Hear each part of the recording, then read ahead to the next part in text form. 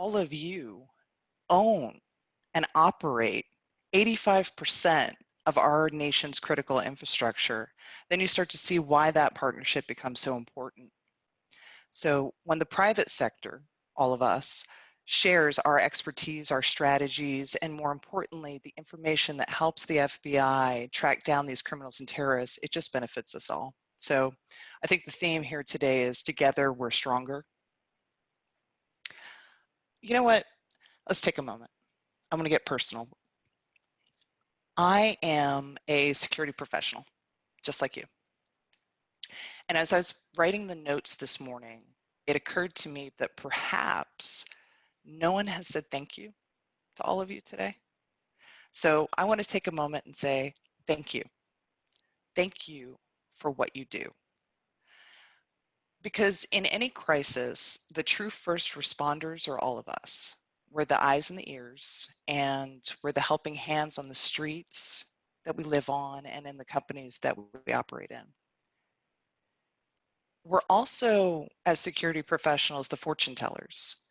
We portend risks and we help others prepare for the worst. And sometimes we're called crazy because we see something coming and we're saying, get prepared, get prepared. We're also the firefighters when crises happen, and we lead our organizations through some of the worst moments. And we save the burning house in the face of that intrusion or ransomware. We're the detectives. We investigate and gather forensics on how it happened and who it happened to and who did it. And we also are restoration experts. So we rebuild and we clean up after that crisis. And through all of that, we're tasked to be counselors and therapists, providing hope and guiding our organizations through those challenging times. So today, when you face thousands of lines of logs, or a budget meeting filled with spreadsheets saying that you can't afford this widget or software that you need, or when you're leaving that frustrating meeting where you just don't understand how they don't see what you're just trying to protect them, please remember, thank you. Thank you for what you did today and what you're going to do tomorrow. If you're not a member of InfraGard and you'd like to join a group of professionals, approximately 2,100 in our chapter in North Texas, working towards protecting our nation's critical infrastructure, protecting businesses in the great state of Texas, and helping the community where we all live and work, which, let's be honest, it's right here, we live here. There are a few requirements. You must be a U.S. citizen. You must be 18 years or older. You must consent to an FBI security risk assessment, and you have to notify the FBI if there's any, excuse me, pending civil or criminal matters, and sign a non-disclosure agreement so that we can share information with you. If you'd like to join that to help protect our nation's critical infrastructure, go to infragard.org. That's INFRAGARD.org. Guard is misspelled because the only thing missing is you. And sign up. And I look forward to seeing all the wonderful things that we can achieve together. Thanks, Lonnie. Oh, thank you, and thanks for the personal note there. For some reason, my video is not showing, but let's not let that stop us. I think there's a bandwidth issue on my side. So I need to share the presentation.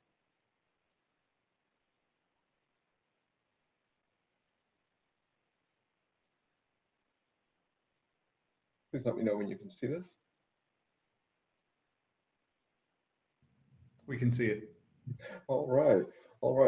So we want to thank InfraGard and also move into what the rest of the agenda is going to be. And it looks like we're going into welcome and announcements from us.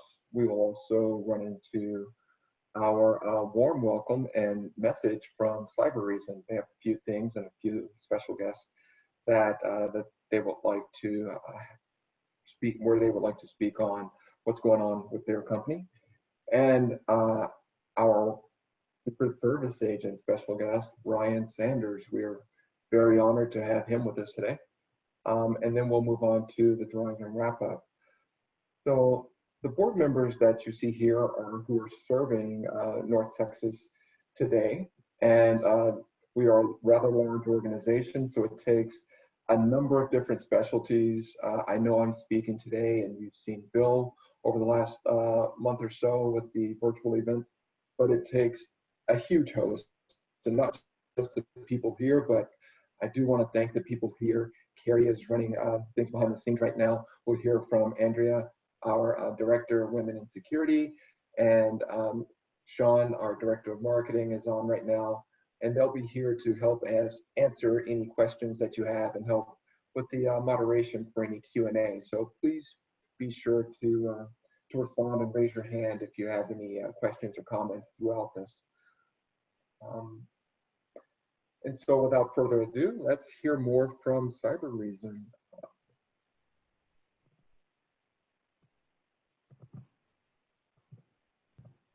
Yeah, hi, thanks, Lonnie. This is Kyle Wilson. I'm a sales director here at Cybereason, covering North Texas and Oklahoma.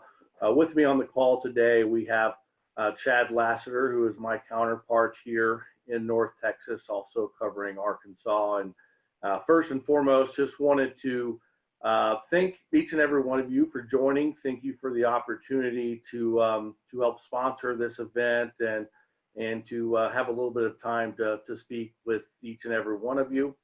Wanted to just take a minute or two of your time and just give a little bit of overview of who Cybereason is and where we've come from.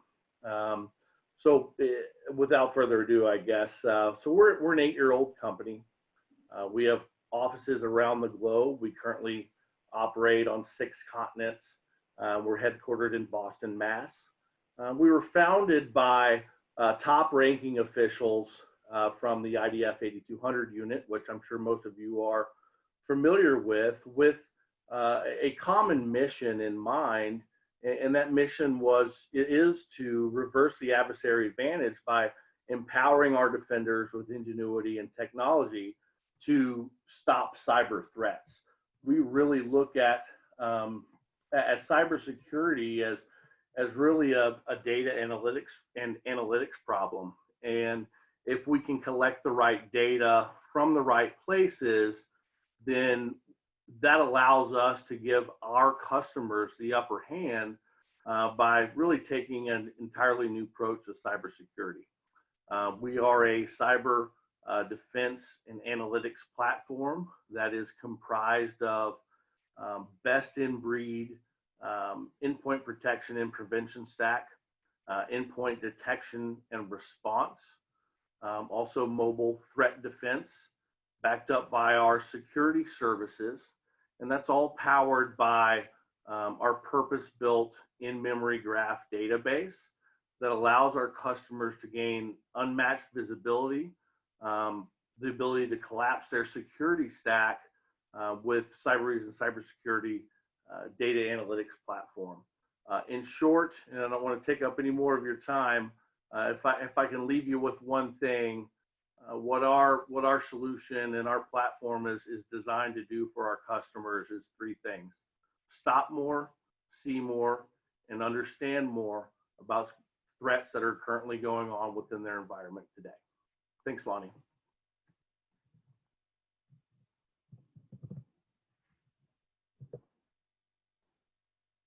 All right, you're welcome. And so we also, I do want to apologize because I did not give you the formal introduction that I should have, but I do want to thank you and Chad for being on. So Kyle Wilson is the sales director for Cybereason, from whom you just heard. He's been brought on board for about 3 months, based in the Dallas-Fort Worth area, and he covers North Texas and Oklahoma. So I know that today's message is reaching Arklatex at least, and probably a little farther, as I've spoken to some of you. he's been in security for at least 9 years now, plus, and previously with McAfee, Palo Alto Networks, and Security Scoreboard. And along with Kyle, we have Chad Lessiter. He comes to Cybereason with a long history in endpoint security mobility space. And he's had a strong focus on BigFix, IBM Endpoint, Mass 360, IBM MDM platforms, and just a whole host of mobile and endpoint security applications. Chad supports Arkansas and North Texas with Cybereason. So we want to thank them both for being here. We also have Brittany. Apologize if I mispronounce your last name. Jarina, sorry, Brittany Jarina from Cybereason. She is a regional marketing manager, and they are all here to answer any questions that you may have for Cybereason. And let's move on to the next section in our presentation. We want to welcome you too, the new members and guests who are here. If you are veterans with North Texas, we always are glad to hear you and see you. So please be sure to speak up, say hi during and at the end. And to our new members and guests who are yet to be members, welcome aboard. I did say a thank you to the board members, but we also want to thank the senior members, the members, and all of the college subchapter members and special guests. You all make up who North Texas ISSA is. And for those who have subscribed to our newsletters and have joined any of our lunch and learns before, the numbers are standing strong. And we represent about 3,900 cybersecurity professionals, or those who will be. And that's really significant. So that's a humbling number. And we look to serve you as best we can. So thank you. For the special guests, for the guests who are here, you are special too. We do have a blurb here that talks about why it is good to join ISSA. If you have interest in cybersecurity education, we have continuing education. We definitely have the networking that is a lot more positive. It's always positive, but a lot more strong in the face-to-face avenues when we meet at Maggiano's. Hopefully we'll be doing that again soon, but until that time, we have a number of opportunities to interact and get together, this being one of them. We also have writing and speaking opportunities for those of you who are specialists in your areas of cybersecurity. We know that there are a lot of healthcare, IoT, smart car, autonomous whatevers, and secret, a lot of things, military folks who are represented as well, and the DoD community. For whatever you can contribute and would like to, we welcome that, and we have an opportunity for you to do that later as well. If you want to join, please send an email to membership@northtexas.issa.org. Carrie Chisholm, who is behind the scenes right now, you may see her photo, as a matter of fact, her video.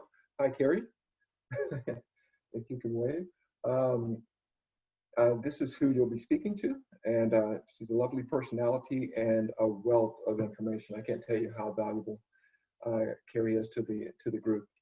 And if you are a member and you know the good things that are going on, please refer a friend. We're always looking to grow. I did give you a rather large number, but we are always looking to make this a home for more professionals, especially those who are looking for jobs. So if you're looking for a job right now, I know that COVID-19 has hit the unemployment rate at an unprecedented number this year. But for cybersecurity professionals, thankfully, there's still a huge need. And so if you are interested, if you're making a job transition, if you're bringing in skills from another place, or if you're just in between right now or looking to make that transition, please speak up, share something in the Q&A. And share something on LinkedIn. If you do have jobs to share, we invite you to share those as well in the Q&A and on LinkedIn. We can walk you through how to do that if you send us an email. And we want to talk to you about upcoming events and past events. So With that, I do want to, Andrea, I do want to pass you the microphone really quickly. If you can speak about the Women in Security Special Interest Group event that happened earlier, please do. Okay, thank you, Lonnie. Can everybody hear me? Okay, Yes. great.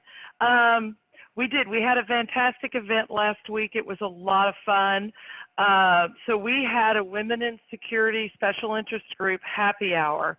And men and women joined the happy hour, and we actually discussed communication styles and differences between how men and women communicate in the workplace, and also how to remove biases from what people think how men communicate and how women communicate. One thing I do want to make sure everybody's aware of is Women in Security Special Interest Group is not just for women.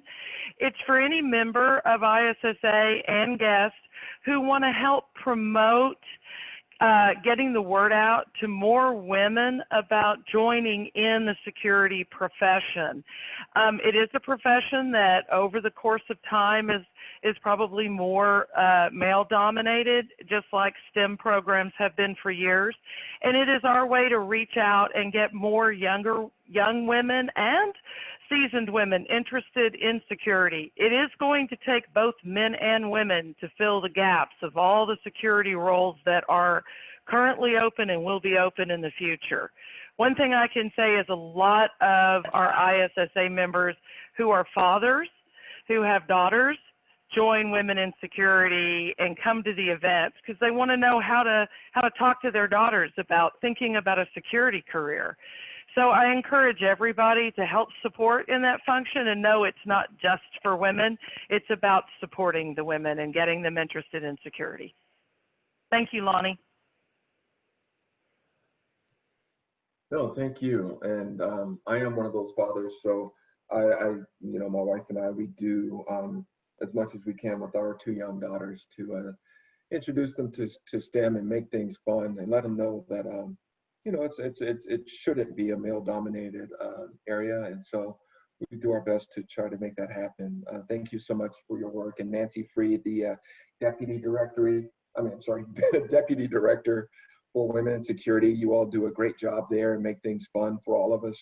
And we have a number of strong and talented women on the board who help support and keep us organized and keep the ship right, so to speak. So thank you all.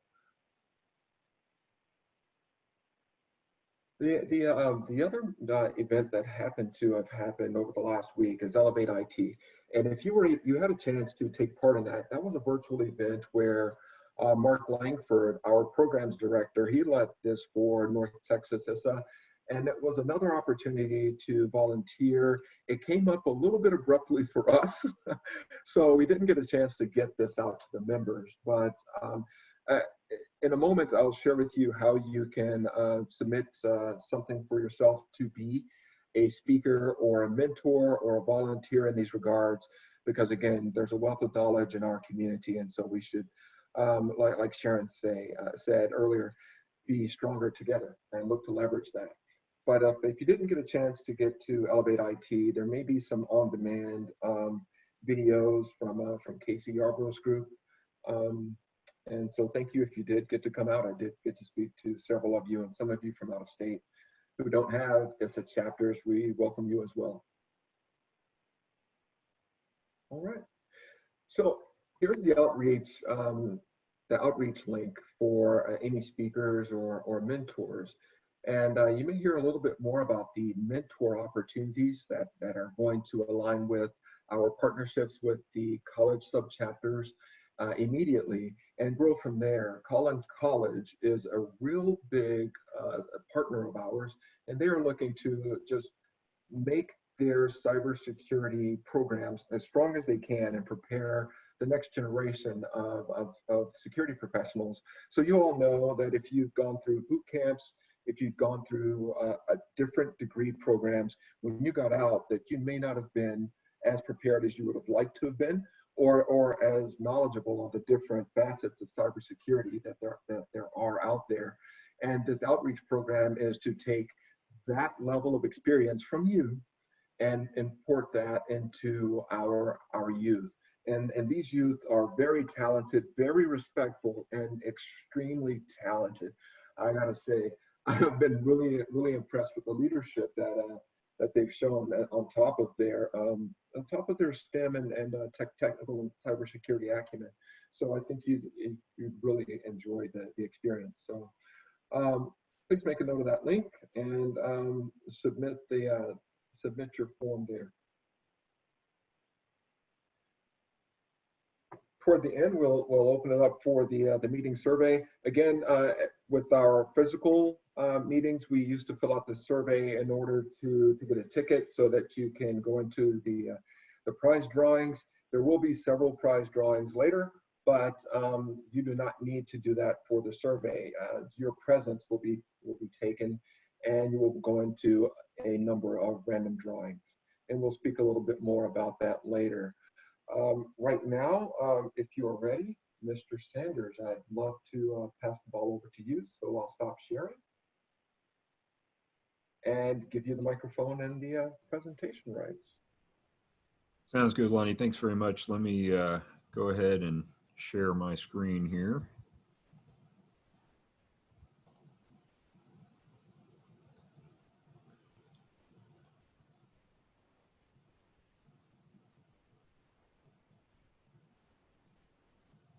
Okay. There we go. Can we see that? Can everybody see that? Okay, very good. Lonnie, I just want to thank you. I want to thank North Texas ISSA and InfraGard for inviting me and giving me this opportunity. I really want to echo what Sharon said earlier. She's absolutely right. You know, all the investigations that I've been a part of, the one thing that comes to me, you know, most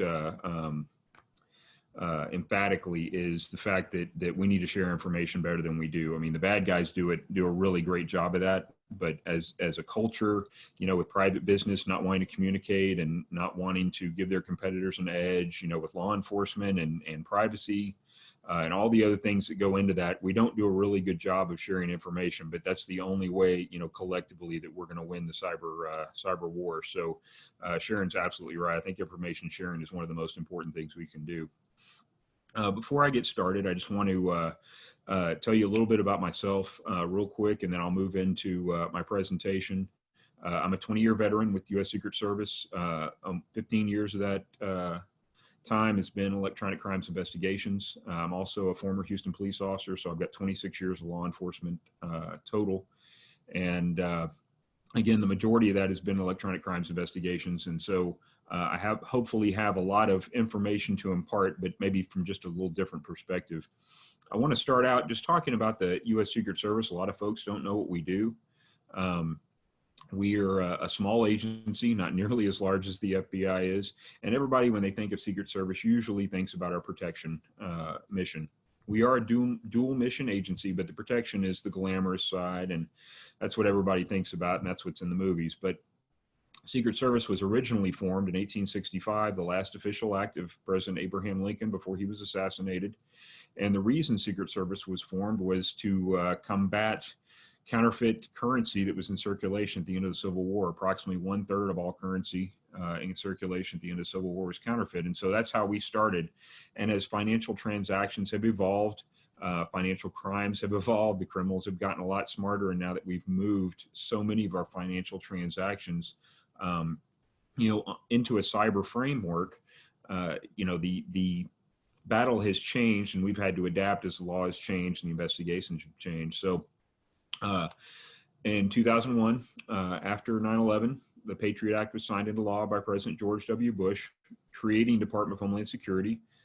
Secret Service was moved from the Department of Treasury to Homeland Security. And as part of the Patriot Act, all federal agencies were required to enact electronic crimes task forces and electronic crimes investigative arm. And so as part of that methodology, I want to just go through really quick how the Secret Service adapted to that change and how we do our investigations. All of our groups are combinations of special agents, federal agents with the Secret Service, and local and state law enforcement. Our electronic crime special agent program are essentially our dead box forensics folks. They're the ones that pull all the data out of the cell phones, tablets, computers that we can use in our criminal investigations and to try to track cyber criminals.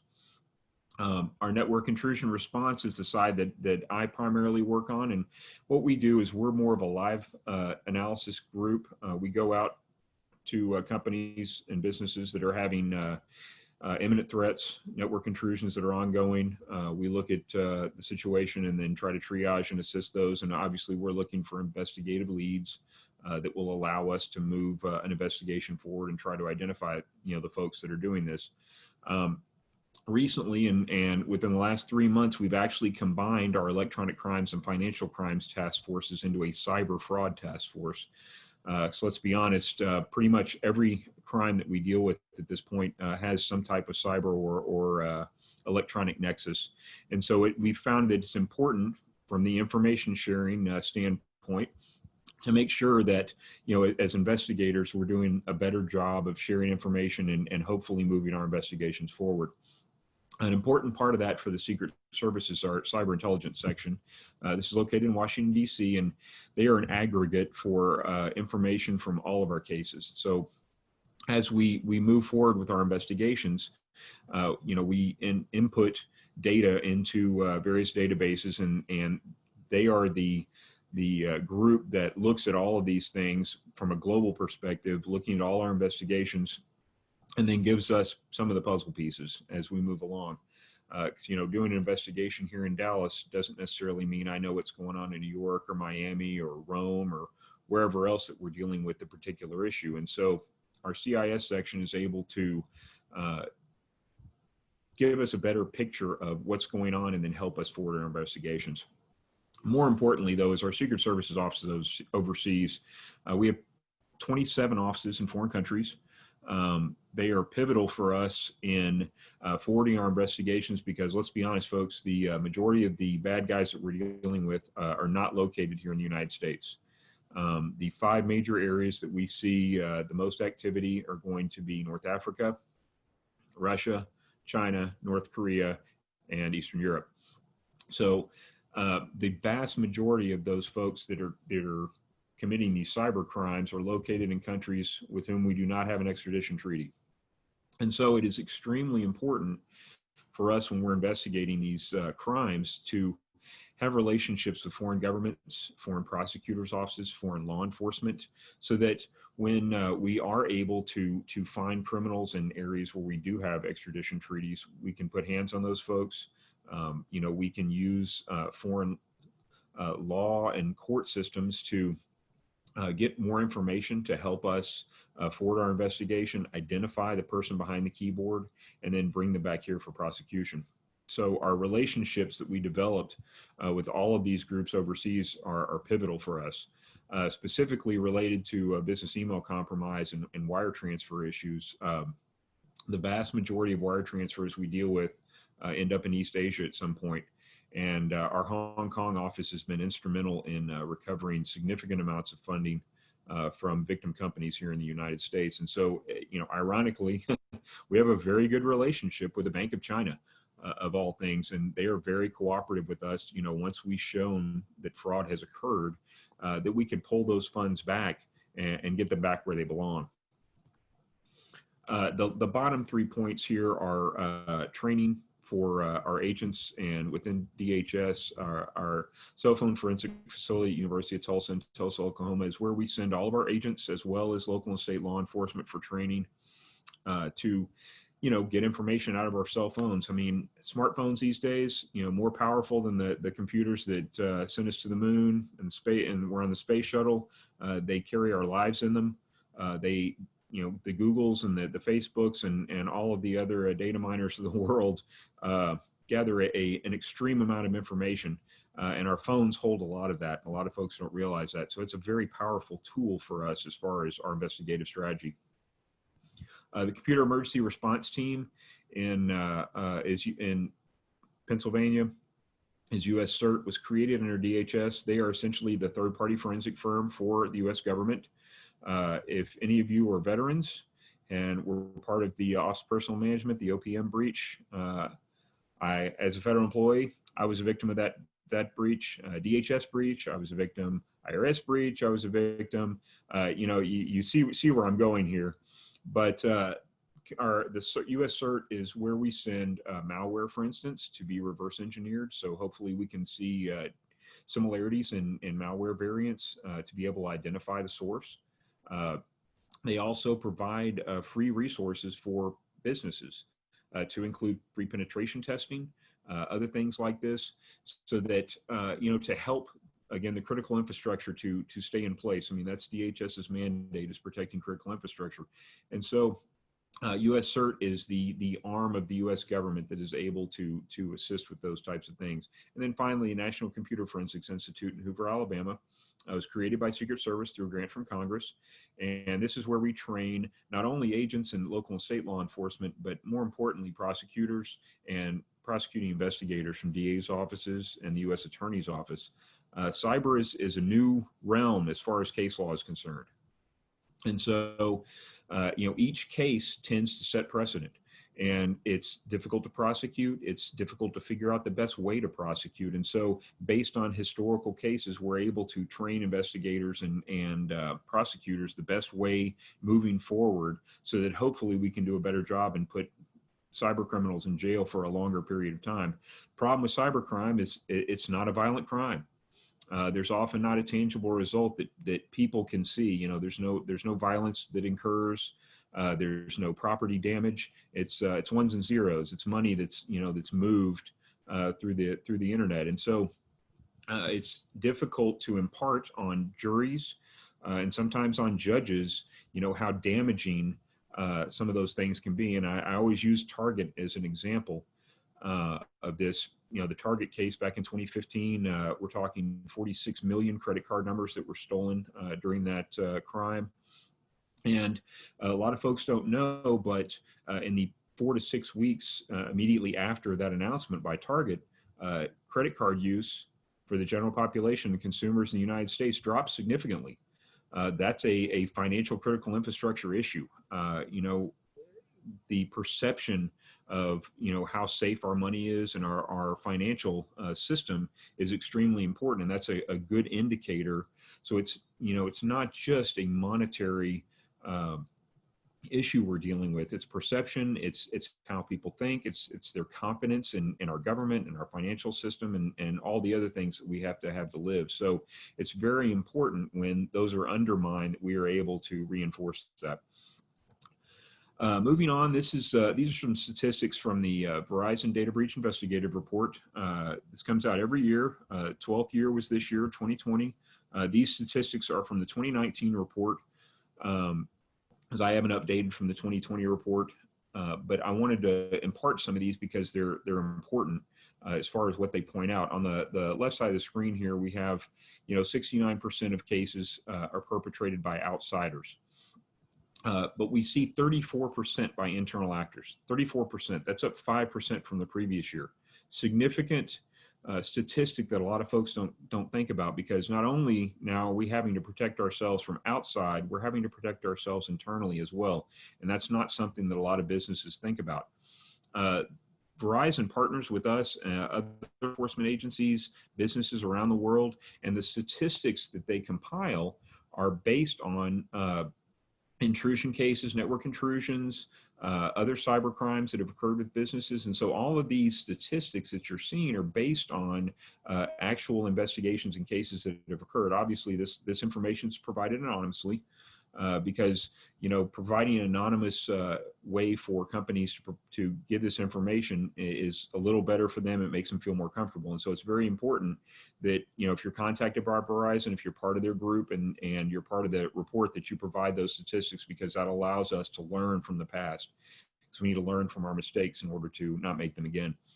On the right side, and this is the same this year, use of stolen credentials is the number one way that many networks are compromised.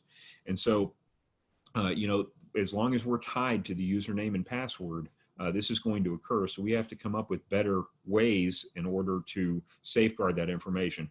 And then at the bottom, to me, is the most telling statistic. 56% of breaches took months or longer to discover. The average is actually 212 days. So that's 212 days that a cyber criminal organization is in your network, gathering intelligence, exfiltrating information, whatever it is that they're doing before they are discovered, and then hopefully that hole is plugged. That's a significant amount of time that the bad guys, have an opportunity to place malware on networks, to develop another strategy for moving on to another company, and just generally stealing, valuable information from your company. So it's extremely important that we're forward thinking. We're looking at stopping these folks as quickly as we can. The next three things I want to talk about are the most common criminal trends that we're seeing right now. Business email compromise is a consistently aggressive and successful crime. These steps that I'm listing here in the slide are very simple. I mean, the first part of a business email compromise is compromising, obviously, an email client of some kind. This could be through social engineering. This could be through some type of phishing scam. This could be through stealing credentials and an open Wi-Fi connection. These are easy ways. The problem for business email compromise, it doesn't require a lot of expertise. You don't have to have any malware. All you have to have is the ability to fool another human being. And let's face it, the human being is the weakest link in our chain. We're curious, we click on stuff, we open things that maybe we shouldn't, and we've been trained not to, but we do it anyway. And so, once the email is compromised, these guys are much better than they used to be. They sit in the email environment for weeks. They have access to your calendar. They have access to your email and your communication back and forth with, say, your accounts payable department.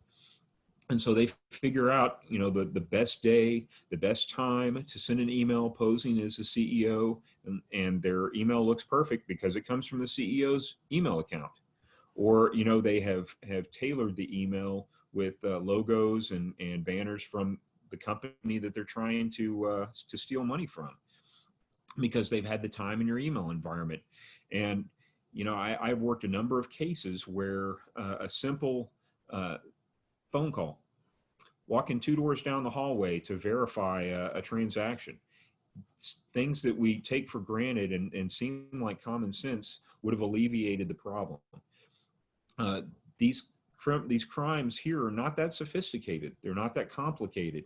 It just requires us to take a little more time and step back and verify and authenticate in an out-of-band situation. So the biggest thing you can take away from business email compromise, employee education. And that's from the top down. I don't care whether it's a CEO or your lowest level technician or entry level employee. Everybody needs to be on the same page and understand what their responsibility is, not to click on things, to verify, to make sure that they understand what the process is. And if there is a process, to make sure they follow it. Wire transfer policies. There are a lot of companies that have, maximums. They won't allow a wire transfer unless you have, for a certain amount of money, unless you have secondary authentication. That's a good secondary check to help yourself keep from being a victim. Multi-factor authentication for wire authority. In large urban environments are not like small towns where the banking system knows all of their clients. In a bank here in Dallas-Fort Worth Metroplex, they're not going to know everybody. But if you develop those relationships with your banking unit and your account manager, if they see something, a wire transfer going to Thailand or the Philippines, that's going to raise a red flag for them. And maybe they're not going to send it, and they're going to call and check with you first. Those are things that you need to have in place ahead of time.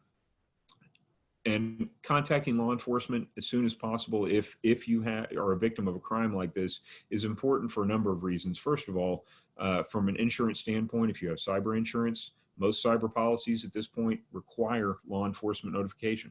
So it's very important to make sure that you execute that step. Further, the time frame is extremely important from the idea of trying to recover those funds. The most important thing with recovering funds from overseas that have been wired is speed. And so through FinCEN and the U.S. Treasury, we are able to issue recalls for those money, but it has to be a certain amount of money, which is $25,000 or over for the wire, and the wire has to have gone overseas, and the wire has to have been within the previous 72 hours. So 72 hours is the absolute maximum that we would recommend waiting, to contact law enforcement, try to move that process forward. Really, I would say 48 for safety, but for us, as soon as possible is the best way to handle that. Ransomware. Seen ransomware a lot in the news lately. I'm dealing with a ransomware case locally here in the DFW area right now. I've had 3 in the last month. This is a very common practice now. Again, it's not as complicated. You can buy ransomware malware online. All you have to do is get somebody to click on a link. And when you send out hundreds of thousands of emails with that link in it, it only takes 1 click for you to figure out, find the company that you're looking for. The ransoms have skyrocketed in the last 2 years. I remember last summer, you started seeing significant increases, especially with municipalities. When your 911 system is down, you're willing to pay a little more money in order to get your system back and running. If you don't have backups that you can go to, it's important that your availability is there. And so with municipalities, we saw ransoms in Florida last summer, $500,000-$600,000. The average ransom right now for the REUC ransomware is $228,000. There are a lot of companies that are paying that. Obviously, from a law enforcement perspective, we will never recommend you pay the ransom. The problem with ransomware is regardless of the putting out the money, you're still going to have to rebuild your system from scratch. And so not only have you paid the ransom, but then you're paying for that infrastructure, the man hours, and all the other things that go along with that to recover your business. Ransomware is again a simple thing. The criminal organization I'm dealing with most recently, they asked a ridiculous amount of money that the victim was not going to be able to pay. We may see more of that down the road where they're making threats and they're negotiating their fees. As far as ransomware and how you combat ransomware, back up your data. Your business continuity is extremely important. One of the things that we talk about with backing up your data is restoring and testing your restoration process. I've dealt with so many companies that have been the victim of ransomware, had backups and had a good backup system in place, but their backups couldn't restore, and so it was useless. It's a paperweight. You need to make sure that whatever your incident response plan is, that it's tested and it works. Annual penetration testing, and again, I go back to DHS and US CERT. It's not going to be as good as you're going to get for tens of thousands of dollars from one of reputable forensic firms, but it's free, and it still can give you a yardstick of things that you need to work on. I'm not going to insult you by going through what you should or shouldn't do if you're infected. I'm hoping that you understand that the need for getting network systems that are segmented, for making sure that if you do have a computer that's infected, that it's pulled off your network as quickly as possible. From an investigative standpoint with ransomware, volatile data is more important for us than anything else. So please don't turn your computer off. If you can isolate it away from your network and keep it on so that we can come in and capture volatile data and RAM and things like that, that gives us good information about the malware that's involved. Hopefully gives us network communication information, other things that we can use to forward our investigations. Insider threats, the last thing I'm going to talk about here with our trends that we're seeing. I spoke about it earlier as far as the statistics. A lot of folks don't think about insider threat being a significant case that we see, but it is. Intellectual property more often is revenge, is the cause of a situation of insider threat. It's a person that got a bad performance review and is upset and has too much access. The principle of least privilege here is very important. Folks in your business don't need access to any more information than they absolutely need to do their job. Unfortunately, you see this a lot with upper management. The CEO wants access to their information on every device, anytime, anywhere. That's not good security policy. So those are some of the things, the negotiations that the IT department, has to make with the different levels of the company to make sure that they're being as safe as they can. For personnel changes within a company, you see a lot of companies. I dealt with a couple of cases, and that I can talk of. One of which I can talk about with Citibank. We prosecuted the individual. He's still in federal penitentiary right now. Again, got a bad performance review. Citibank did a great job. Obviously, I can talk about this because it's in the public and it was released publicly. But they had monitoring internally. The employee used their personal workstation. They had video, they had network logs, they wrapped up everything in a bow for us, and we came in and prosecuted the case and got a conviction, and the person's in jail. On the flip side of that, you have some companies that maybe are looking to make changes and they're not doing so in a way that they're thinking critically about their personnel. Had a company, it's a medical supply company that had a network architect, had been with the company this entire career, 11 years, and they decided they were going to outsource his job. Well, that's not necessarily a bad thing, but they gave him 6 months notice. Not a good idea. This guy, put a back door. I mean, he designed the system, put a back door, turned off network logging. So he leaves the company, and then over the next 2 months ruins their databases over and over and over. And we knew it was him, but we had no way to prove it because internally they didn't have the systems in place to identify that individual. It's extremely important that you're looking internally as well as externally for threats. One of the things that I do talk about here and try to emphasize is the difference between unauthorized use and theft internally in a business. I think most companies have some type of employee agreement that has to be signed. Behavior, it could deal with it could be an NDA, it could be any number of things, legal documents that are signed.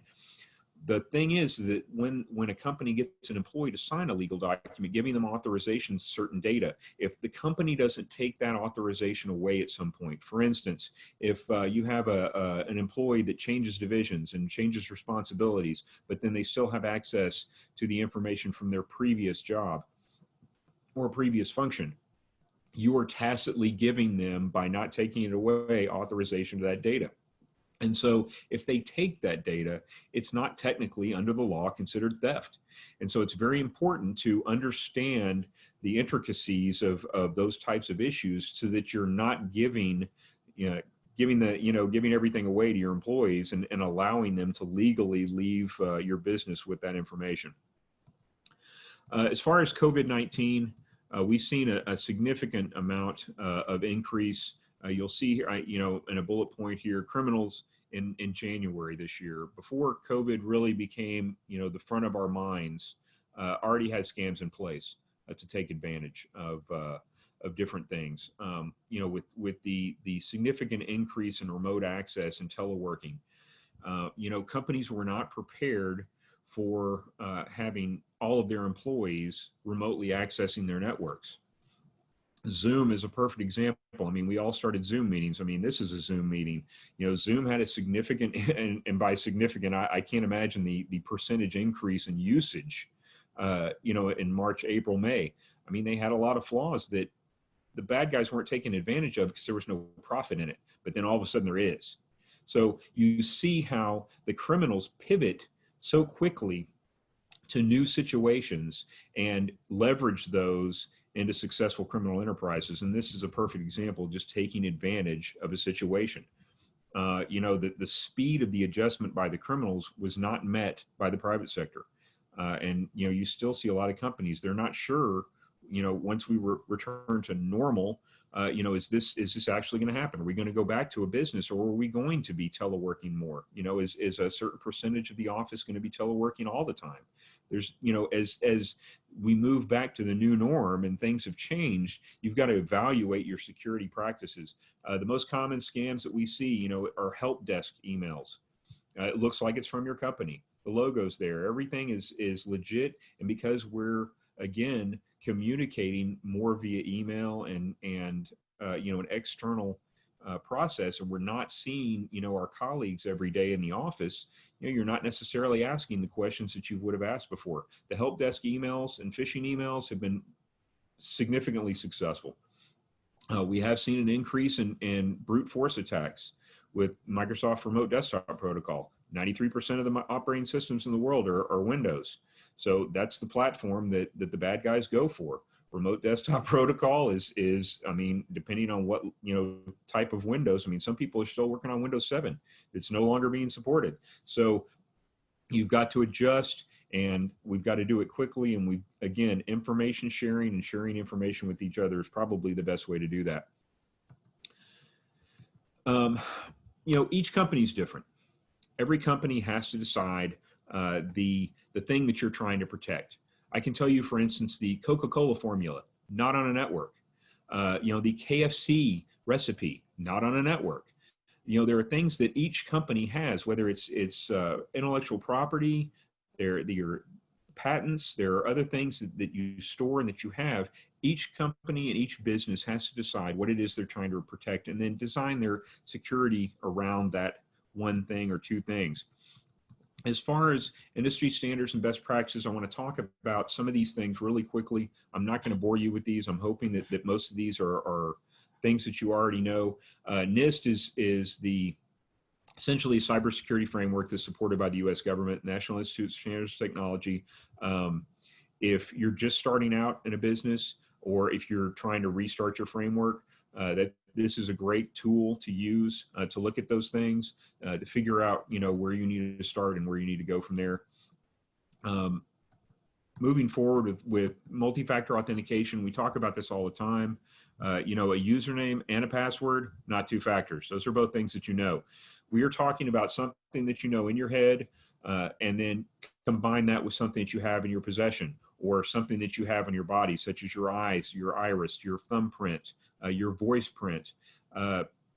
There are new factors coming out that we've heard a lot about, called something you do. So it could be gate technology. It could be how you type on your keyboard. It could be how you move your mouse. All those things are different for people, and those are other avenues that are being explored. But multi-factor authentication means you need to combine at least two of these things in order to be more secure. Employee education. I can't overstress employee education enough. Again, we're like cats. We're curious. We click on stuff. It's bad. The problem with the training is, and from my perspective, I work for the U.S. government.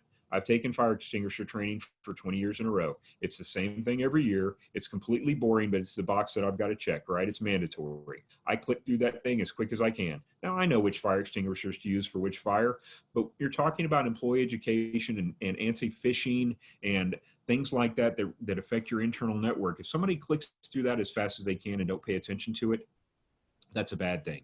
The other thing that we recommend strongly with employee education is testing your training, reinforcement. We found that click rates can be as high as 25% after somebody has passed with their 70 on their training.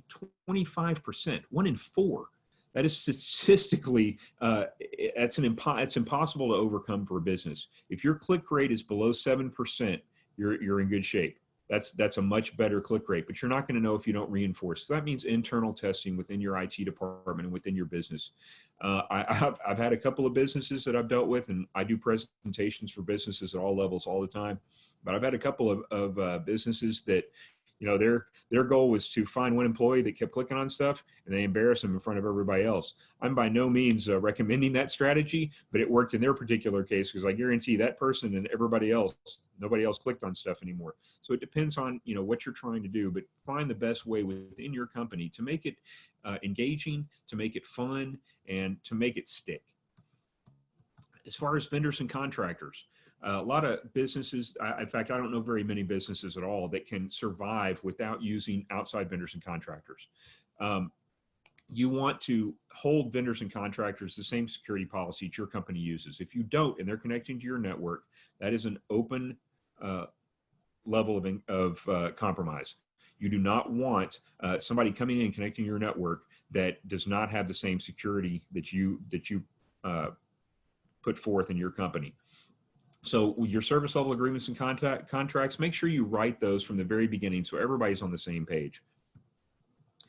IoT, I'm just going to briefly touch on this. A lot of folks don't think about IoT, outside devices, especially now that we're at home. How many people are probably throwing a USB stick in their work computer? It's a personal stick. They're moving files back and forth. Who knows what's on that USB? They're having to connect their own printers, their own external devices. I mean, let's face it, everybody that makes makes appliances and other things now, they want it to connect the internet. Your toaster doesn't need to connect to the internet, but a lot of folks plug things like that in. That's another point of compromise. And now that we're all at home, I mean, let's face it, most people don't change the default username and password for their routing system. I mean, those are available on the internet. So IoT is become much more important in an environment where everybody's at home and they don't have the oversight that you would have had at work. From a work standpoint, a lot of people don't think about end of life for devices, printers. I mean, I've seen companies that have had hard drives stolen out of their Xerox and Canon printers that had 2 or 3 years worth of stored copies and scans on that device.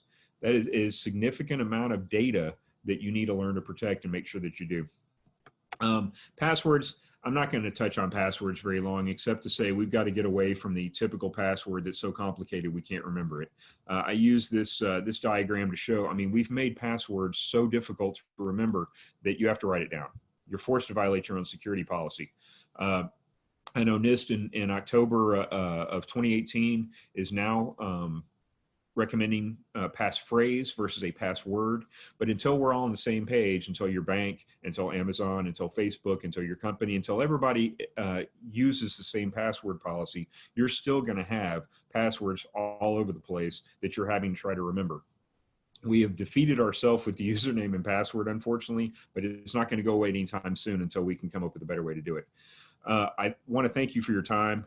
If you have any questions, I know they're going to be doing a question and answer here for about 10 minutes. I am happy to answer those. My email and my mobile number are here. If you have questions offline that you want to ask, or you have other things that you're interested in, or possibly a crime that you need to report, please let me know. I'm happy to deal with you offline as well.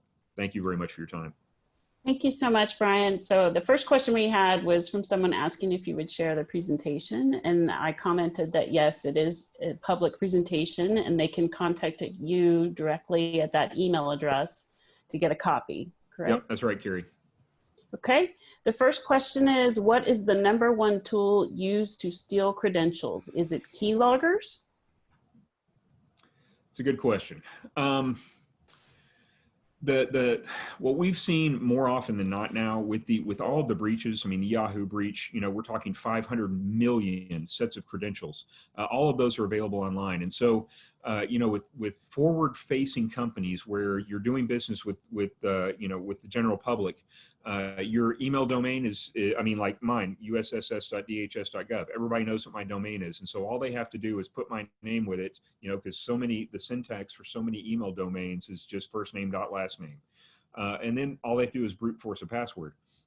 So a lot of times we've seen a lot of brute force attacks, but mainly if you're reusing passwords, which, let's face it, the general public does a lot of that. If you're reusing a password that has been the victim of a previous breach with Facebook, with Yahoo, with all these other companies, then, they already have your username and password and they're just going to try those. We see things like that more than anything else. Okay, thank you. The second question for Brian, given the revelation that the Twitter hack was facilitated by a compromised Twitter employee, what makes the best sense to mitigate such an attack? Are there practices that you can cite that don't break the bank yet work reliably? That's a really good question. Obviously I can't recommend or endorse any specific software platform or anything like that. The problem with, and again, we're dealing with an internal actor there, and that was not something that was intentional. It was an accident, and we see that a lot.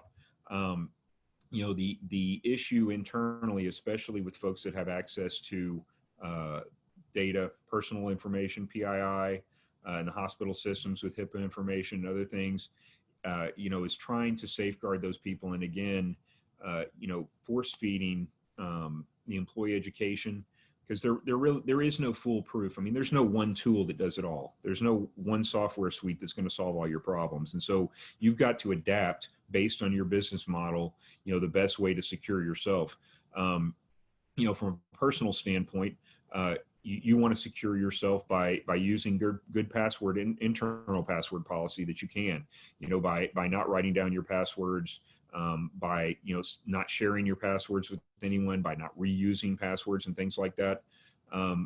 Unfortunately, it's a minefield that is constantly evolving, and it's something you just have to keep on top of.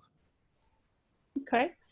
The next one's more of a comment. To add to the comments of BEC, end users need to be educated about the mechanics of social engineering so that they understand the psychology of taking advantage of our inherent reluctance to say no and to respond to authority, urgency, and etc.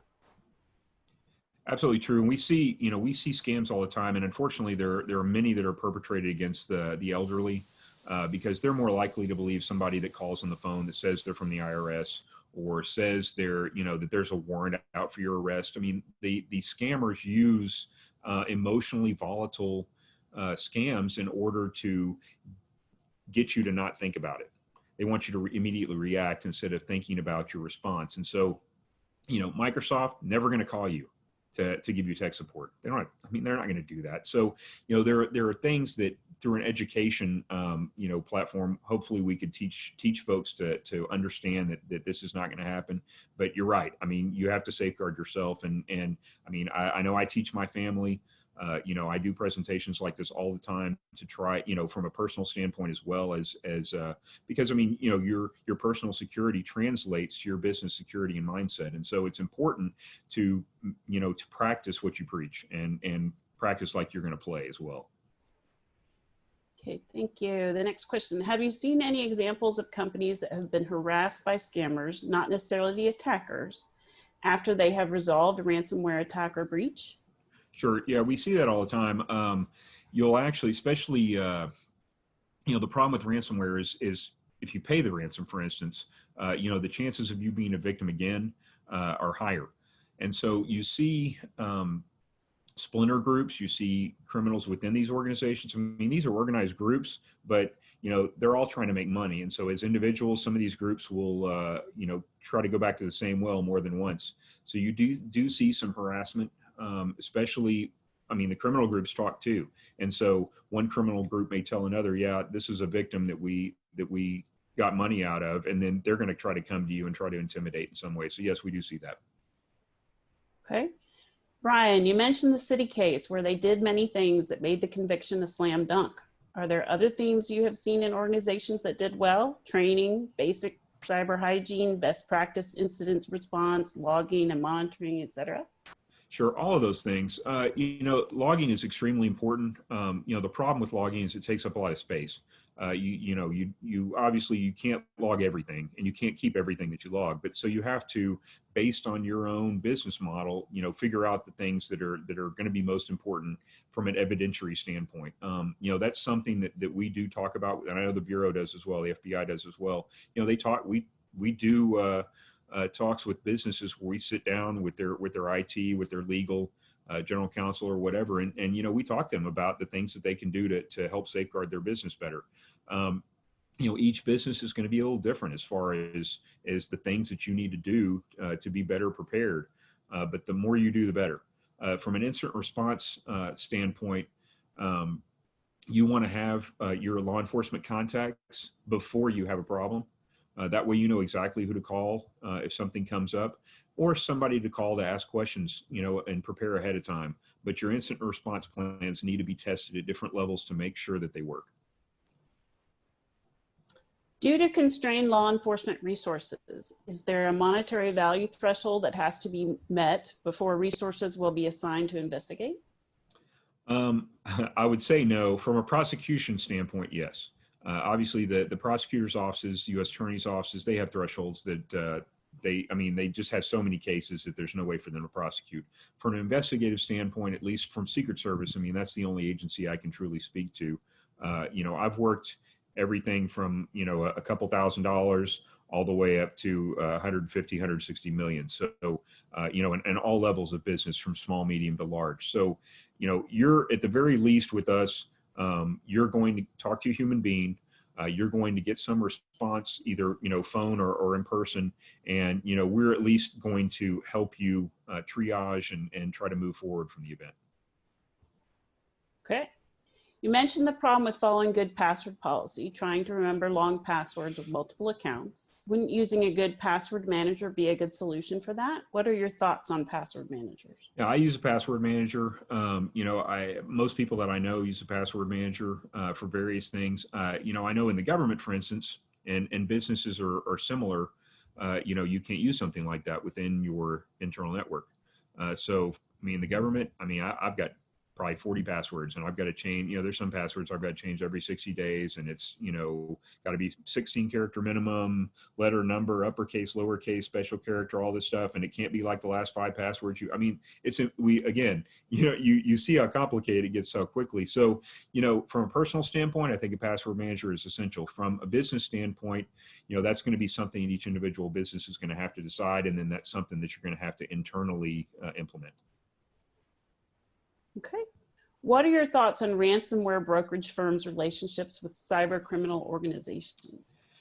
So I've dealt with, and like I said, I mean, I've done three ransomwares in the last month in the Dallas-Fort Worth area. 2 of those had a brokerage, and obviously, you know, the problem with the brokerage is, you know, they make money out of the deal, and so I mean, they're from a law enforcement perspective, you know, we will never recommend paying the ransom at all.